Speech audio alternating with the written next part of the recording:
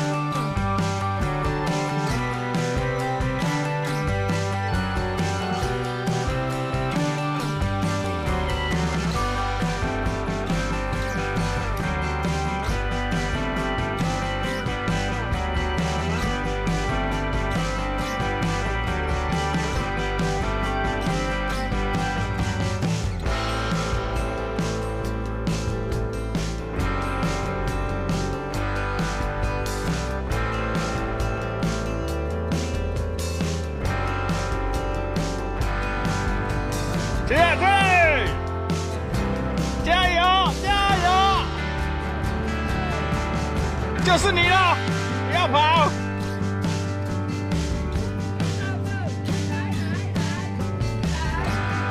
哦吼，走！哦吼！哈哈。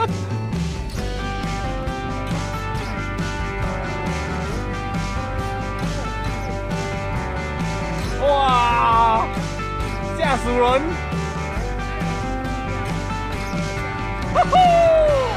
哦，容易啊，赢在板凳啊啦！我这人我都